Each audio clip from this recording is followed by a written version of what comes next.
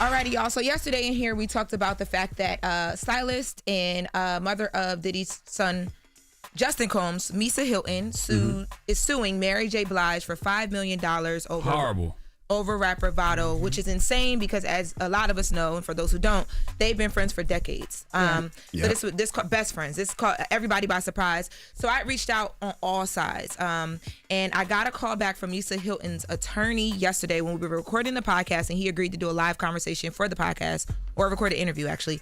And I know Mary told you leave her the hell alone. I didn't reach out to her directly. I reached out to her team. And surprisingly, the person I talked to hadn't even, like, they had been in the shuffle of things, didn't even know it was happening. So I just sent them some information. I haven't heard back from them. Part of Mary's team didn't know what was going on? The person I spoke to didn't know at all. I actually sent over, some background information, some articles for them so that if they wanted to, they could make a statement. That's crazy, yo. They was just together at the Heart of a Woman Summit I hosted just last year, like months ago. So Misa Hilton's attorney, we get into that. We get into that. So let's talk about first. He spoke to me on their relationship and why all of this is happening. Misa Hilton and Mary J. Blige, they're not just friends, they're non-biological family, probably closer than blood family. And it's very unfortunate that this had to go down like this because Misa tried every possible avenue in terms of trying to amicably resolve this with Mary, directly with Mary's camp. But unfortunately, and it's unbeknownst to us, why Mary J. Blige and why her camp completely cut off, Miss Hilton. And I can tell you, this Vado lawsuit isn't why their friendship died. Misa's confused. And Misa's tried to reach out to Mary. We did not want this in the media. Misa just thought that Mary may have been busy, or when Misa stopped getting phone calls and text messages and not being included on the normal things that they do on a daily, weekly, monthly basis, her antennas went up. And we tried to figure out, well, what's going on here? And that's really when we started to figure out that the relationship wasn't the same. Yeah, so from what he is explained to us, Misa Hilton was allegedly blindsided by the fall off of their relationship, which is also very odd because they've been friends for decades. Hey y'all, it's Lauren LaRosa from The Breakfast Club. Sorry to interrupt, but y'all know how I do.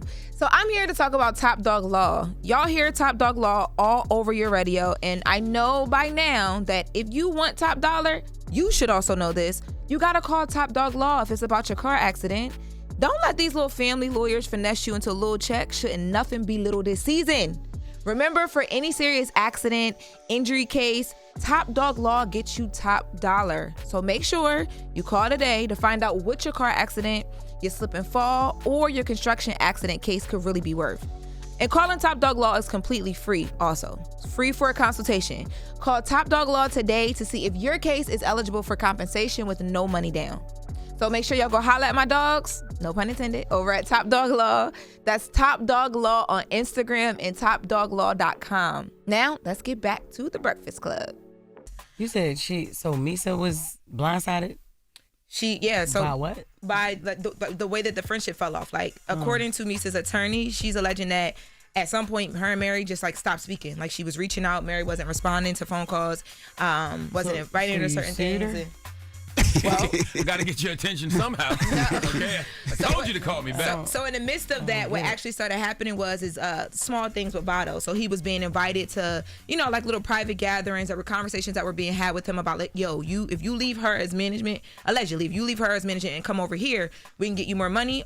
But until you do that, we're not going to do certain things for you, allegedly. And also, he has this new album out, or this new album he's trying to release that they're alleging Mary will not let release because he won't leave Misa as management. Question, when Misa is suing Mary for this money, is she suing for what she thought the Vado album would make, or is that what they spent on the project, the $5 million? It's an accumulation of things. So it's what he would have made from appearances, because he actually does shows and stuff and opens up, I'm assuming, for Mary, according to this attorney. What the music would have made, just anything, bookings, all of that. She also alleges in this lawsuit that there are certain bookings and things that he gets because he's Mary J. Blige's artist. That I had no idea he was Mary J. Blige's artist. Well, I had no idea. Did anybody? Even when I heard the music, I assumed, because you started hearing Vado on a bunch of Mary joints and Mary on a bunch of Vado joints, so I assumed they were working closely somehow, some way. Well, let's take a listen to more information on her trying to reach out before and the fact that he was signed to Mary. before it got to this point where you're saying that this is happening, how much correspondence and what did you guys want out of that correspondence? The first thing that we always do in situations like this is we'll send over a letter, what we call an LOI, a letter of intent. Before we did that, though, what we did was we reached out personally. I reached out to her legal team. We know who they are, and we tried via email, via text message, whatever phone numbers we can get from other people in our orbit in the industry, and we got absolutely zero response. And the way that we wanted to do this was, yes, in terms of a settlement. I mean, let's be honest here. Vado, I understand that maybe in 2025, and on whatever date today is, April 29, 2025, that maybe he's not as relevant as he was prior. But well, goddamn, somebody telling the truth. He's not signed to an independent label. He's signed to Mary J. Blige. See, and I'm glad the lawyers say that because I'm just asking questions strictly from a business perspective. Right. Did Vado ever make Cam $5 million? I don't know. Did Vado ever make Khaled $5 million? I don't know. So I'm just like, where did they get this $5 million? Well, you know, sometimes when they ask, what would Misa and Mary? Why would Misa and Mary think that a Vado album would make them $5 million? I'm just asking respectfully from a business perspective. Well, you know, sometimes when they ask, they over ask because usually it's a negotiation. So maybe that's what the over ask is. But for somebody, cool. And they also include attorney fees and like all the fees of like just having to bring this suit and like all of that. But also too, remember I told you yesterday they were talking now in the lawsuit. Misa is also talking about the emotional distress and just different things that she's had to endure. And I'm assuming, you know, as a business person, she's taking a hit because you promising this artist to be there and do certain things. So she's anticipating numbers. This is silly. I mean, for them to be such close friends, like it should never have gotten to this point. Yeah. Okay. And I asked, how was Misa doing now because of that? Let's take a listen. I mean, she's upset. There's a lot going on. I mean, listen, at the end of the day, you know, Sean Combs and what's going on with him, it's unfortunate, but it affects everybody. You know, Misa's a wonderful woman.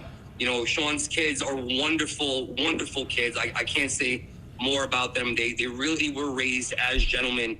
And I deal with them on a consistent basis. But she's upset. And again, she's more upset of the relationship. It's like all of a sudden you have a sister that you've been with forever, and 40 years later, all of a sudden your sister stops talking to you and you have no reason why.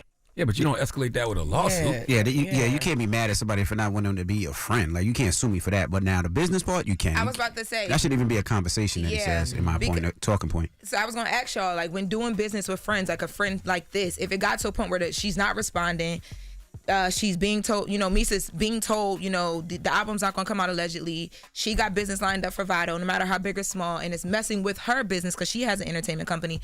Do you sue or do you just let it go because that's your friend of 30 plus years? There are no permanent friends or enemies when it comes to business, but I mean this respectfully. I'm like, we really going to fall out over a Vado album? Yeah. Wow. Like a Vado album? You don't know how that album sound, though? I don't, but I know that. I'm just saying, I don't think it's going to make you $5 million. That ain't no reason for y'all to fall out.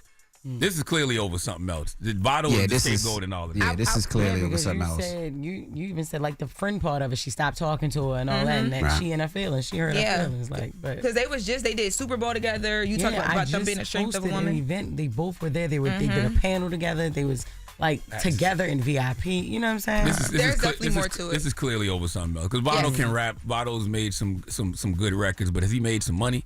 Has he made a company some money? I don't know. I don't know if he's made Cam $5 million. I don't know if he's made Khaled $5 million. So I don't know how they get to this $5 million projection. That's all I'm saying. But not only that, how many units do you have to sell to make $5 million? And can Vado as an artist right now sell those amount of units? And that's all I'm saying. This ain't nothing to be falling out over. Y'all been friends for 40 plus years. But all I do know is if Charlamagne's not my friend anymore, I'm suing you. Well, I can see you audio. Oh, you're not my friend? Okay, I watch. I don't even know. First of all, y'all been more than friends, Envy. I'm sending an LOI. He said an LOI first. I'm going to send that first, and then I'm going to sue you.